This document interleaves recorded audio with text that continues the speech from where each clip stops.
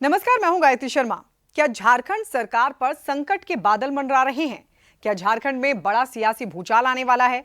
अगर नहीं तो फिर क्यों सीएम हेमंत सोरेन ने जब यूपी के विधायकों की बैठक बुलाई तो 11 विधायक बैठक में नहीं पहुंचे? क्यों कांग्रेस ने अपने विधायकों को सख्त निर्देश दिया है कि वो 24 अगस्त तक रांची में ही रहें या फिर रांची के आसपास ही रहें? झारखंड से बाहर ना जाने की क्यों सख्त हिदायत दी गई है? क्यों कांग्रेस ने अपने विधायकों से कहा है कि जब भी उनको बुलाया जाए वो 4 घंटे में रांची पहुंच जाएं? सवाल यह है, क्या वाकई झारखंड के सीएम के साथ खेला होने जा रहा है? क्या चली जाएगी मुख्यमंत्री हेमंत सोरेन की कुर्सी? ये बताएंगे आपको, लेकिन उससे पहले आपको समझाते हैं झारखंड का सियासी गुणा गणित क्या कहता है। झारखंड की हेमंत सरकार के समर्थन में 52 विधायक हैं, जिसमें कांग्रेस के पास फिलहाल 15 विधायक हैं, जबकि 3 जेल में हैं। इसके अलावा जेएमएम के पास 30, आरजेडी के पास 1, सीपीआईएमएल के पास 1, एनसीपी के पास 1 और सरयू राय भी सरकार के समर्थन में हैं। यानी कुल 81 में से फिलहाल 52 सरकार के पाले में हैं, जबकि 26 बीजेपी के विधायक हैं, जिनमें 1 बीमार है। वहीं 2 आजसू के पास है। अमित मंडल निर्दलीय भी बीजेपी के पाले में है। यानी कह सकते हैं कि 29 विधायक विपक्ष में हैं।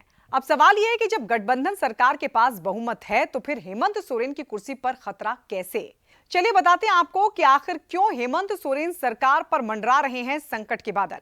असल में खदान लीज घोटाले का यह मामला है, जिसमें बीजेपी ने केंद्रीय चुनाव आयोग से शिकायत की थी। इस मामले में सुनवाई पूरी हो चुकी है और जल्द फैसला आ सकता है, जिसको लेकर आशंका यह है कि कहीं सीएम हेमंत सोरेन की सदस्यता ना चली जाए।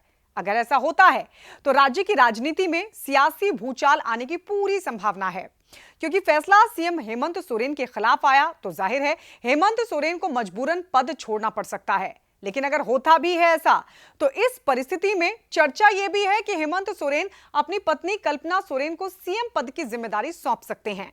हालांकि कांग्रेस और जेएमएम के नेता यह कह रहे हैं कि हेमंत सोरेन के नेतृत्व में गठबंधन पूरी तरीके से इंटैक्ट है और जो विधायक हेमंत सोरेन की बैठक में नहीं पहुंचे, उन्होंने पहले ही अपनी समस्या बता दी थी कि वो क्यों नहीं पहुंचेंगे।